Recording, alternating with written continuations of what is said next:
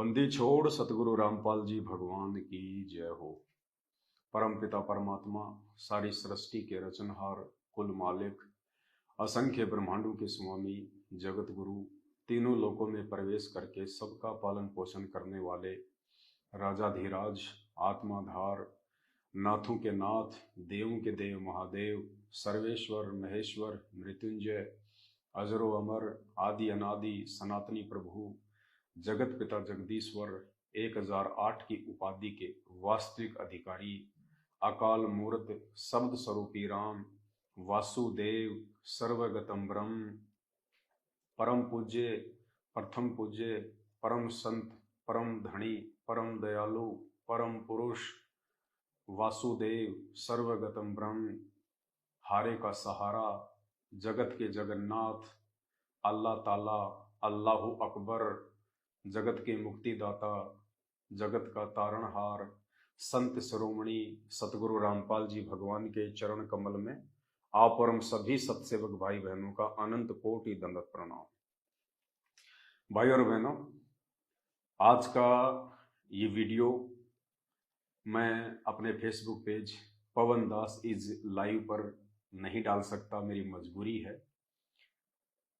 क्योंकि काल हमेशा यही चाहता है कि जैसे तैसे इस महान संत को, इस परम पुरुष को, सतगुरु रामपाल जी भगवान को दुनिया की नजरों में नीचे गिराया जाए। और वो कार्य लगातार पिछले कई वर्षों से संत रामपाल जी के मर्यादा तोड़ के अपने आप को भगत समझने वाले भक्तों के माध्यम से लगातार करवा रहा है।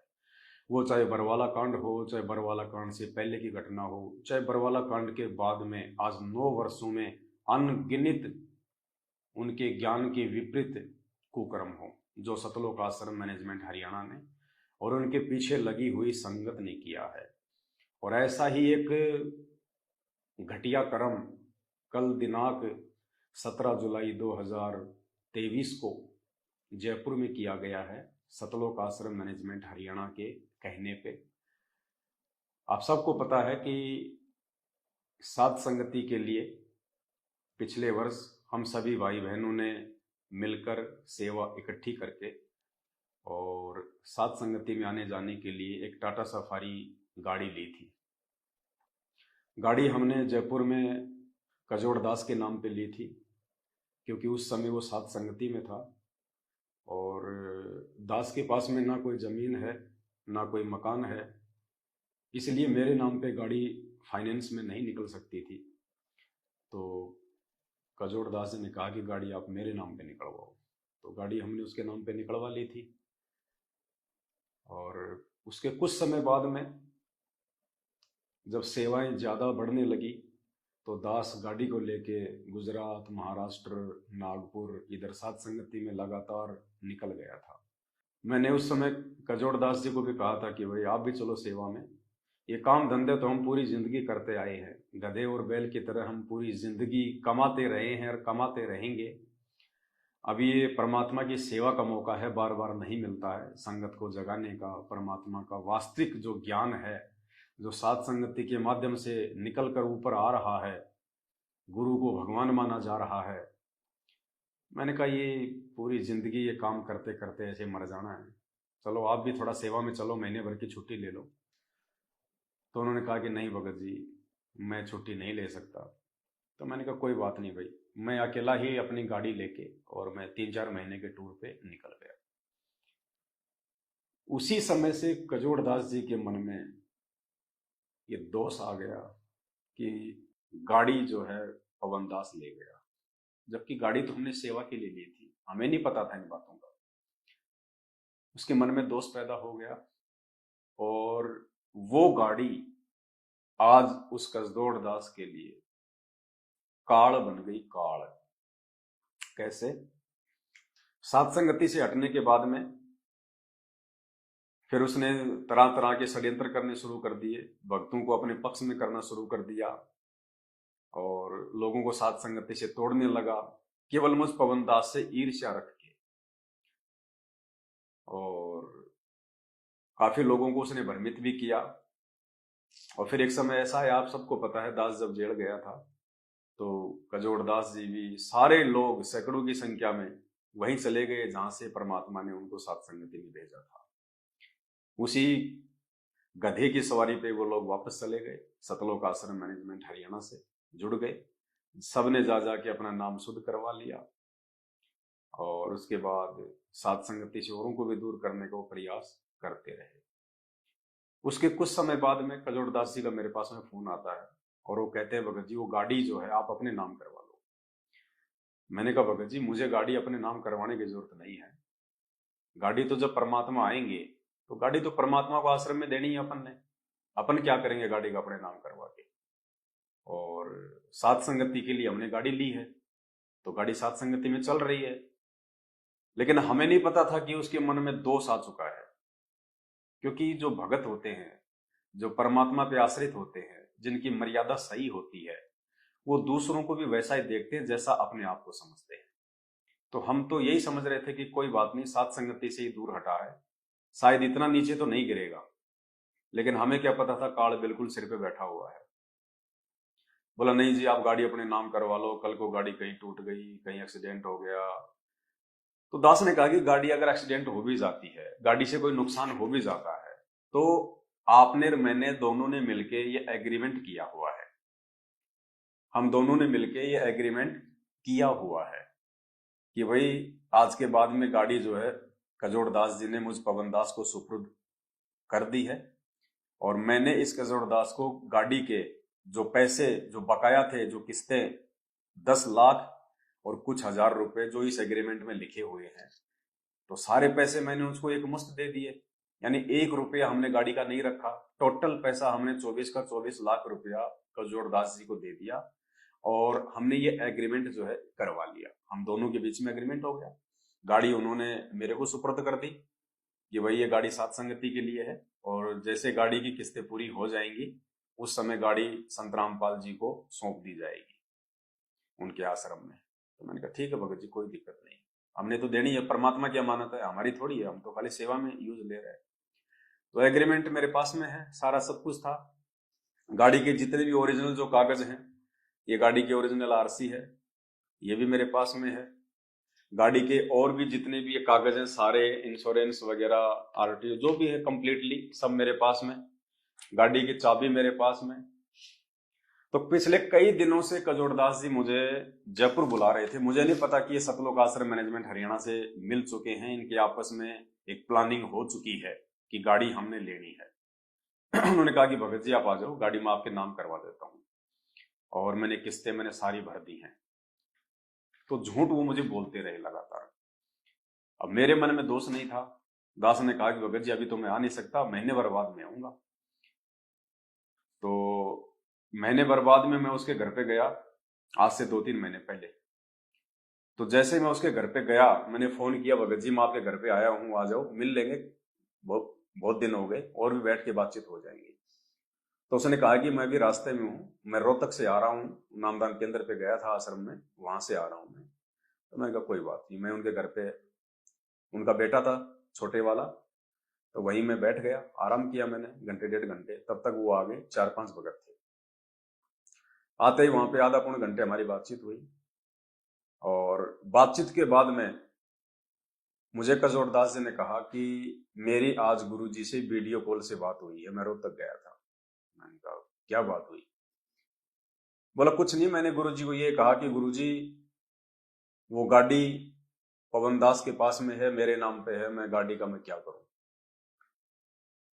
तो गुरुजी ने कहा कि गाड़ी उससे ले लो। तो मैंने कहा कि गुरुजी गाड़ी वो दे नहीं रहा, वो कह रहा कि गाड़ी तो सात संगति के लिए ली है और हम सात संगत वाले भाई बहनों ने मिलकर गाड़ी का पैसा दिया है, तो गाड़ी तो मैं गुरुजी को ही दूंगा आने के बाद में। तो फिर मुझे गुरुजी ने कहा कि एक काम करो, तुम उसके ऊपर मुकदमा कर दो, तुम पवन दास के ऊपर पुलिस थाने में जाके मुकदमा कर दो और गाड़ी ले लो। तो मैंने कहा यार ये कौन से गुरुजी आ गए? गुरुजी के साथ में लोगों ने 28 साल से इतने अत्याचार किए, आर्य समाजियों ने, प्रशासन ने, जगत वालों ने, इतना गुरुजी के साथ में उन्होंने बेहुदा मजाक किया, हरकतें की, षड्यंत्र किए। आज तक तो कभी गुरुजी ने किसी भी व्यक्ति के खिलाफ कोई मुकदमा तक नहीं किया, जबकि गुरुजी के आश्रम छीन लिए गए, दो दो आश्रम में इतनी सैकड़ों की संख्या में गाड़ियां थी वो छिन गई, इतने गुरुजी के भगत मर गए, फिर भी गुरुजी ने आज तक किसी जगत वाले के ऊपर मुकदमा करने का किसी को सलाह नहीं दी, ना कभी गुरुजी ने किया, क्योंकि ये परमात्मा है, पूर्ण परमेश्वर है और सब इसके बच्चे हैं, चाहे जगत हो चाहे भगत हो। तो मैंने कहा भगत जी परमात्मा तो ये सलाह नहीं दे सकता। बोला नहीं, आज मैं रोहतक से आ रहा हूं और मेरी बात हुई है सबके सामने और गुरुजी ने मुझे कहा कि पवन दास के ऊपर मुकदमा करके गाड़ी ले लो। तो मैंने कहा भगत जी देखो कोई बात नहीं है, अगर गुरुजी ने कहा है आपको, आपके अनुसार, हम तो नहीं मानते कि वो हमारे गुरुजी हैं, हम तो ज्ञान आधार से चलने वाले इंसान हैं। अगर आपको लगता है कि गुरुजी ने कहा है तो ठीक है, फिर आप अपनी आज्ञा का पालन करो। यदि आप आज्ञा का पालन नहीं करोगे तो फिर आप गुरु भगत नहीं होंगे। फिर अब आप गुरुजी की तरफ से आपको आदेश मिल गया कि मुकदमा करके गाड़ी लेनी है, तो आपको मुकदमा जो है वो करना चाहिए, और मुकदमा करोगे तो आपने 12.5 लाख रुपए मुझे देने पड़ेंगे। चलो 24 लाख की गाड़ी है, जो नगद पैसे दिए वो तो चलो इस एग्रीमेंट में उसका जिक्र नहीं है, लेकिन मैंने आपको जो किस्तों के जो पैसे दिए हैं वो पैसे तो इस एग्रीमेंट में लिखे हुए हैं, वो तो आपने मुझे देने ही पड़ेंगे। क्योंकि कोर्ट ये नहीं देखता कि भाई इनका गुरुजी कौन है, कोर्ट देखता है डॉक्यूमेंट की भाषा, कि नोटेरी में इन दोनों के बीच में क्या एग्रीमेंट हुआ है। तो भैया आपने मुझे जो किस्तों के पैसे हैं 10-12 लाख रुपए जो मैंने आपको दिए हैं वो तो आपने मुझे देने पड़ेंगे, और गाड़ी आप ले जाओ, मुझे कोई दिक्कत नहीं है। अब वो कहते हैं ना कि धोबी का कुत्ता ना घर का ना घाट का। अब कजोड़ दास जी की वो हालत हो गई। अब उसने देखा कि अब एक तरफ से तो उसको उसके अनुसार गुरुजी का आदेश मिल गया मुकदमा करने का, अगर मुकदमा नहीं किया तो गुरुजी की आज्ञा की अवहेलना हो गई, क्योंकि पुण्यात्मा यही परीक्षा होती है। और साध संगति से जब आदमी एक बार नीचे गिर जाता है ना, तो काल उसको धोबी का कुत्ता बना देता है। अब वो फंस गया बुरी तरह से। एक तरफ तो गुरुजी की आज्ञा, और दूसरी तरफ अगर आज्ञा का पालन किया तो 12 लाख रुपए किस्तों के पवन दास को कोर्ट के माध्यम से देने पड़ेंगे, क्योंकि एग्रीमेंट हो रखा है, इससे पहले वो गाड़ी नहीं ले सकता। तो दोनों तरफ से मर गए वो। अब अंत में फिर उसने क्या किया, उसने वो कुकर्म कर दिया कल कि ना तो वो गुरुजी की तरफ रहा और ना वो इधर रहा। धोबी के कुत्ते से भी उसकी बुरी हालत हुई कल। काल ऐसे ही मारता है, ऐसे ही तोड़ता है, और जब परमात्मा किसी की परीक्षा लेता है तो इसी प्रकार से लेता है। तो मैंने कहा भगत जी कोई बात नहीं, आप मुकदमा करो, कोर्ट में मिलते हैं, वहीं आपको गाड़ी दे देंगे। मैं ये कह के वहां से उसके घर से आ गया। उसके 1 महीने बाद में फिर उसका फोन आता मेरे पास में, और वो कहता है कि भगत जी मैंने सारी किस्तें जमा कर दी हैं, अब आप वो गाड़ी लेके आ जाओ और गाड़ी आप जो है अपने नाम करवा लो।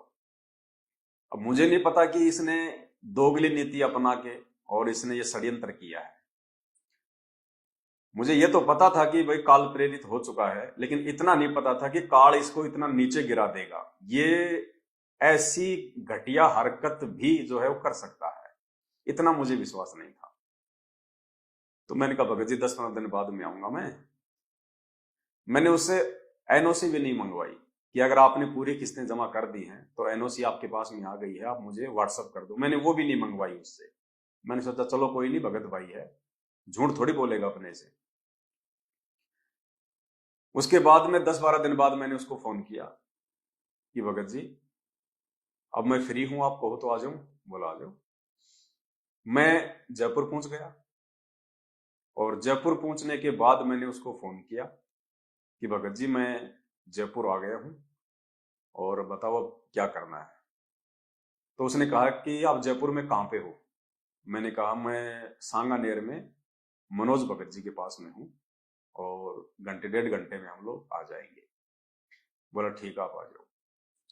तो हमें तो कोई टेंशन थी नहीं, गाड़ी जो है मनोज भगत जी के घर के नीचे खड़ी हुई थी, मैं ऊपर बैठा हुआ था, और मनोज भगत जी से कहा कि भगत जी चलो अपन चलते हैं और जो भी फॉर्मेलिटी अपन पूरी करके आ जाते हैं।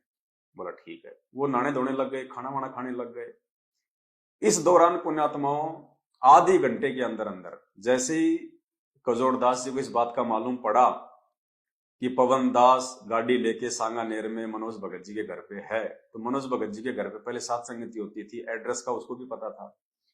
आधा घंटे में कजोड़दास जी वहां पहुंच जाते हैं अपनी बाइक से या फोर व्हीलर से, एक दो आदमी लेके, और पूरी उन्होंने प्लानिंग कर रखी थी। गाड़ी की उन्होंने नकली चाबी बनवा रखी थी, नकली चाबी उन्होंने गाड़ी की जो है बनवा रखी, क्योंकि ये ओरिजिनल चाबी तो मेरे पास में गाड़ी की, मैं तो ऊपर बैठा हुआ था।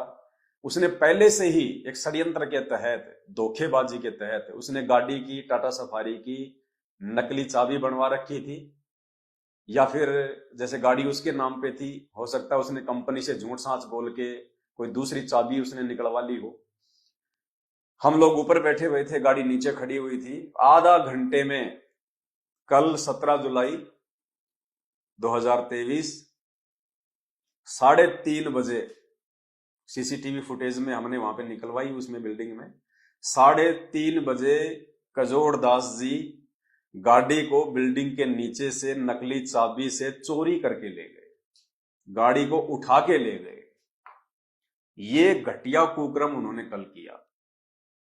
कागज मेरे पास में, एग्रीमेंट मेरे पास में, गाड़ी की ओरिजिनल आरसी मेरे पास में, चाबी मेरे पास में, और काल ने कल कजोड़दास जी से ऐसा घटिया कुक्रम करवाया जिसकी हम कभी कल्पना भी नहीं कर सकते थे। चोरी संत रामपाल जी का भगत कहलाता है, और चोरी करके ले गया गाड़ी। जैसे हम यहाँ हमारे सामने कई ऐसी चीजें आई हैं, कुछ ऐसी निकम्मी आत्माएं आती हैं सत्संग में, यहाँ पूरा ढोंग करती है, रक्षा सूत्र भी लेते हैं, नाम भी लेते हैं, सतनाम भी प्राप्त कर लिया है, गले में लॉकेट भी डालते हैं, और वो यहाँ केवल चोरी करने आते हैं। अब इस तरह का कोई आदमी दुर्घटना में मरता है, आम आदमी तो यूं कहेगा कि रामपाल का चेला था, लॉकेट भी हुई है, धागा भी हुई है। वो रामपाल का चेला नहीं था, वो तो काल का चेला था। अरे मांग लेता भाई, हम सात संगति वाले तुझे मना थोड़े ना करते। मांग लेता कि भाई मुझे गाड़ी दे दे, मुझे गाड़ी चाहिए। लेकिन जो घटिया कुक्रम काल ने उससे कल करवाया है, उन्हें आत्माओं ये नोट कर लेना, जब तक ये भक्ति मार्ग चलेगा 1000 साल तक, और यदि कहीं उस बंदे का नाम आएगा, वो कजोड़ चोर के नाम से ही जाना जाएगा।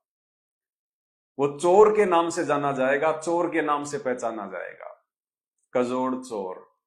ऐसा घटिया कुक्रम कल उसने धोखे से संत रामपाल जी का भगत होने के बावजूद। पुण्यात्माओं, इसलिए दास हाथ जोड़ के विनती करता है, इस सात संगति रूपी हाथी से नीचे मत उतर जाना। 1 साल से मैं चिल्ला रहा था कि सात संगति से दूर हटे नहीं, काल ने अपने गोद में उसको लिया नहीं। इतना नीचे भी कोई व्यक्ति गिर सकता है संत रामपाल जी का भगत होके, इसकी कल्पना भी नहीं कर सकते थे हम। गाड़ी चाहिए थी, मांग लेता, कोई बड़ी बात नहीं, दे देते हम गाड़ी, कोई ज्यादा बड़ी बात नहीं थी। 10-12 क्विंटल लोहा ही तो था, और क्या था। उसकी नजर में वो गाड़ी थी, लेकिन हमारी नजरों में तो लोहे का टुकड़ा था। 10-12 क्विंटल, इससे ज्यादा नहीं था। उसने चोरी कर ली कल गाड़ी, उठा के ले गया गाड़ी। फिर हम गए उसके घर पे। जैसे ही हम उसके घर पे गए तो हमें पता था कि गाड़ी वो कहां पे लेके जा सकता है। तो सिक्कर रोड पे एक रूपदास जी हैं जिनकी नाई की दुकान है, उन्हीं के पास ज्यादा उनकी उठ बैठ है। तो वहां गए तो पता चला कि गाड़ी उसकी दुकान के आगे खड़ी थी। जल्दबाजी में उन्होंने कोई गाड़ी के तारवार जो है वो काट दिए कि कहीं जो है पवन दास को मालूम ना पड़ जाए, पवन दास जो है कंपनी में जाके गाड़ी की लोकेशन ना निकलवा ले। उन्होंने जल्दबाजी में गाड़ी के तारवार काट दिए। तार काटते ही गाड़ी का पूरा सिस्टम ऐसा था कि गाड़ी का इंजन लॉक हो जाता है। उसके बाद वहां पे दुकान वालों ने हमें बताया कि यहां से वो गाड़ी को जो है वो टोचन करके ले गए, सफारी गाड़ी को टोचन करके लेके गए। हम कजोड़दास जी के घर पे गए तो उनकी औरत ने हमारे को झूठ बोला कि वो फैक्ट्री गए। मैंने कहा बहन जी कम से कम झूठ तो मत बोलो, और चोरी करने की जरूरत क्या थी, गाड़ी चाहिए थी तुम्हारे को। अगर इतना मन में तुम्हारे अगर लालच आ गया था, लोभ आ गया था, एक 8-10 क्विंटल लोहे पे अगर तुमने जान देनी थी, अगर तुमने अपनी नीयत डिगानी थी, तो इससे अच्छा तो हमें बोल देते, हम गाड़ी ना दे देते आपको, कागज भी दे देते, गाड़ी भी दे देते आपको। आप लोग अब उसके फर्जी कागज बनवाओगे झूठ सांच बोल के कंपनी में कि वो कागज चोरी हो गए, कागज हमारे जो है कहीं वो गिर गए, 20 प्रकार की झूठ बोल के अब आप दोबारा से उसके कागज बनवाओगे। अब वैसे ले लेते, गाड़ी दे देते हम। बोले भगत जी मुझे नहीं पता, बोले कंपनी गए हो। मैं बोला बहन जी कहाँ कंपनी गए, क्यों झूठ बोल रही हो। फिर हम उसकी कंपनी में गए। कंपनी में गए तो मालूम पड़ा कि साहब उसने अर्जेंट उसने छुट्टी डाल रखी है आज की, और कंपनी वाले कह रहे थे कि हम भी हैरान हैं कि आज उसने अर्जेंट में कैसे ली उसने छुट्टी। तो मैंने फिर उनको सारी बातें वहां बताई कि ऐसे ऐसे गाड़ी चोरी करके ले आया। तो कंपनी वाले जो 20-25 वहां पे इकट्ठे हो गए, और सबके सब इंसान एक ही बात कह रहे थे कि भाई साहब ये आदमी भगत जरूर है, इसने आपके गुरुजी का नाम तो जरूर ले रखा है, लेकिन भक्ति वाला इसमें एक भी लक्षण नहीं है, और ये बिल्कुल चोर आदमी है। ये इसने मोबाइल तक इसने चोरी किए हैं यहां से। वो कंपनी वाले ही हमें वहां पे कहने लगे। तो मैंने कहा कोई नहीं भाई, देखो हम तो जो हकीकत है वो बोल रहे हैं, आपके मोबाइल उसने चोरी किए कि नहीं कहे कंपनी से हमें कोई लेना देना नहीं है इस बात से। एक तो ये कह रहा था कि मैंने 1100 रुपए की पेनल्टी दे के मैंने इसको छुड़वाया है, पता नहीं क्या उसने चोरी कर लिया था। मैंने कहा हमें इन बातों का पता नहीं, लेकिन हमारी गाड़ी वो चोरी करके लाया है, हम तो उस आधार से कह रहे हैं। तो सारी बातें हुई, फिर वहां से भी हम आ गए। और अब दास का कहने का मतलब ये है पुण्यात्माओं, बात ये नहीं है कि गाड़ी चोरी हो गई, कोई बड़ा मैटर नहीं है, कुछ भी नहीं है। मैं इसलिए नहीं लाइव आया कि गाड़ी ले गया कजोड़दास, कजोड़दास चाहे मुझे उठा के ले जाए कोई बड़ी बात नहीं, लेकिन जिस तरह से चोरी करके गाड़ी लेके गया है, उठा के गाड़ी लेके गया, धोखे से गाड़ी लेके गया है, ये संत रामपाल जी के भक्तों के लक्षण नहीं है। इसलिए दास हाथ जोड़ के विनती करता है, साध संगति रूपी हाथी से नीचे उतरने की जिंदगी में भूल के गलती मत कर देना, वरना काल फिर जब सिर पे बैठ जाएगा तो आदमी ये विचार ही नहीं कर पाएगा कि जो कुकर्म मैं करने जा रहा हूं आने वाले भविष्य में मेरे ऊपर क्या बीतेगी, क्या गुजरेगी। और ये व्यक्ति आने वाले समय में भक्ति इतिहास में चोर के नाम से ही जाना जाएगा, क्योंकि इतिहास लिखा जा रहा है। इससे हमें बहुत सारी शिक्षाएं मिलती हैं कि वर्तमान का समय ये परीक्षा का समय है। जब तक संत रामपाल जी जेल से बाहर नहीं आ जाते हैं, ये परीक्षा का समय है। खाली इस बात को लेके कि इसने संत रामपाल जी का नाम ले रखा है, इसके गले में लॉकेट है, हाथ में रक्षा सूत्र बांध रखा है, या कोई व्यक्ति अपने नाम के आगे दास लगाता है, खाली ये 3-4 निशानियां देख के किसी पे आंख बंद करके विश्वास मत कर देना। कल इस व्यक्ति ने हमारी गाड़ी चोरी करके, सत्सेवकों की गाड़ी चोरी करके जो घोर निंदनीय कुकर्म किया है, ये भक्तों के लिए एक शिक्षा है कि खाली संत रामपाल जी के भगत होने का नाम सुन के किसी पे विश्वास मत कर लेना। काल को पता है कि इस समय जगत वाले भाई बहनों को जगाने की सेवाएं चला रखी हैं। गाड़ी की हमें बहुत आवश्यकता पड़ती थी। काल नहीं चाहता कि ये साध संगतियां आगे बढ़े, क्योंकि साध संगति ही परमात्मा का असली मोक्ष मार्ग है। अगर सतलोक को कोई आत्मा जाएगी वो साध संगति से होकर गुजरेगी, दूसरा कोई तरीका धरती पे नहीं है। दास ये बातें आपको बहुत बार बोल चुका है। अगर आप एक नेक और अच्छे भगत बन सकते हो, एक मर्यादित भगत यदि आप बन सकते हो, आप साध संगति के माध्यम से बन सकते हो। हालांकि अगर हम चाहें तो उसने जिस तरह से उसने गाड़ी उठाई है और जो फुटेज हमारे पास में है, उस हिसाब से सीधा सीधा उसके ऊपर चोरी का मुकदमा बनता है। देखो, प्रशासन को इस बात से मतलब नहीं होता कि तुम्हारे गुरुजी कौन है, आश्रम क्या है, गाड़ी तुमने चोरी के पैसों से ली थी, संगत के पैसों से ली थी या अपनी जेब से लगाए थे। कोर्ट प्रशासन देखता है एग्रीमेंट, डॉक्यूमेंट, और यदि हम उसके ऊपर मुकदमा करें तो प्रशासन उसको एक ही बात कहेगा कि भैया ठीक है, गाड़ी तेरे नाम पे है, पैसे भी तूने दिए सारे, और ये पवन दास जो है ये तेरी गाड़ी उठा के ले आया और ये तुझे गाड़ी नहीं दे रहा था। तूने गाड़ी उठाई क्यों? क्या इस देश में कानून नहीं है? तो कानूनी तरीके से तू तेरी गाड़ी प्राप्त करता, तो थाने में आके मुकदमा करता, रिपोर्ट दर्ज करता कि साहब मेरे नाम पे गाड़ी है, मुझे दे नहीं रहा। तूने गाड़ी उठाई कैसे? ये कौन सा तरीका है? अगर तूने गाड़ी, मान लीजिए अगर तुझे मालूम हो गया कि गाड़ी वहां पे खड़ी है, तो तूने थाने में आके तूने जो है इंफॉर्मेशन देनी थी कि साहब मेरी गाड़ी वहां खड़ी है, तो हम तुझे तेरी गाड़ी दिलवाते। तो चोरी करके गाड़ी ले आया, धोखे से उठा के गाड़ी ले आया। क्या पता उस गाड़ी में अगले का क्या सामान था, क्या पता उस गाड़ी में अगले का जो है कितना जो है कीमती सामान था। अगर हम चाहें तो हम उस पर कोई भी मुकदमा लगा सकते हैं, क्योंकि बुरी तरह से वो फंसा हुआ है। गाड़ी उसने चोरी की है, उठाई है धोखे से, पीछे से। अगर हम ये कहें कि उस गाड़ी के अंदर हमारे 20 लाख रुपए रखे थे, तो भी वो 20 लाख रुपए का मुकदमा उस पर जायज है, लगेगा।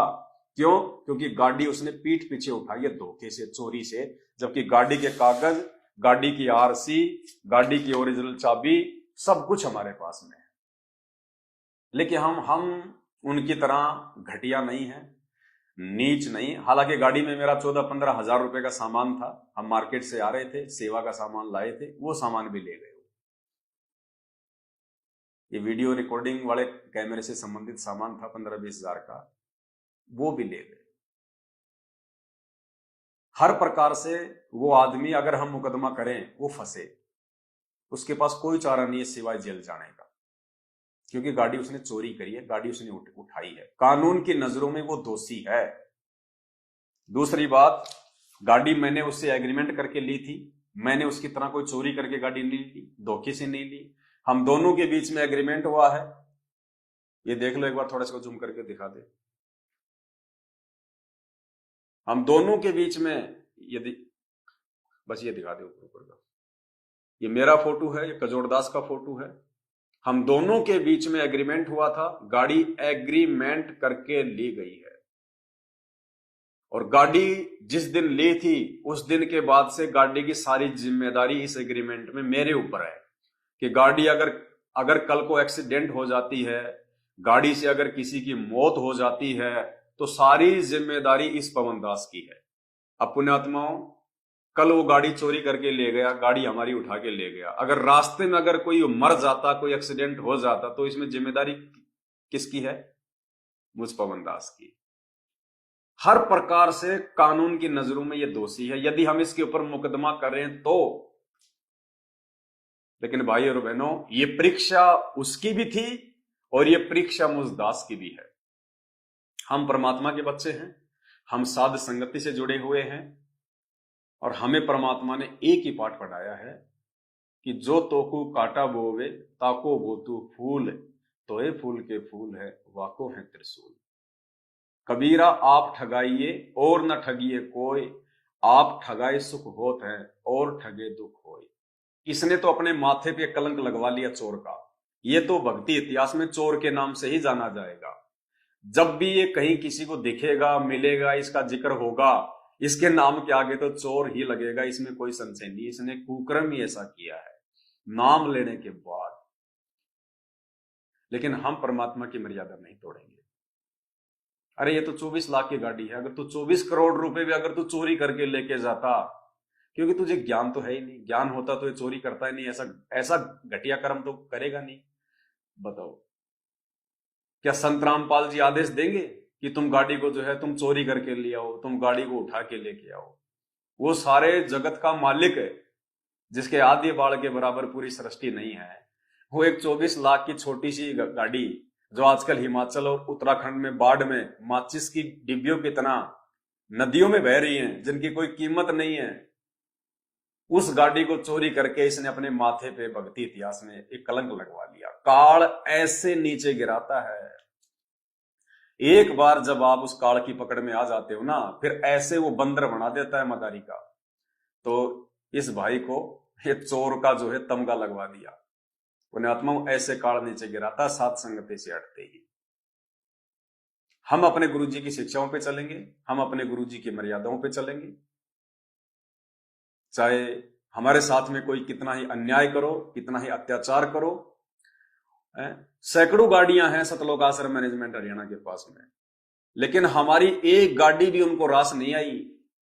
साध संगति में केवल एक गाड़ी थी परमात्मा की सच्ची सेवा में, वो गाड़ी भी उनको जो है आंखों नहीं सुहाई। और तरह तरह के षड्यंत्र पिछले 6 महीने से ये लोग कर रहे हैं उस गाड़ी के लिए। और अंत में जैसे ही इनको मौका मिला कि पवनदास वहां है, तुरंत अब देखो ये भगत है ये।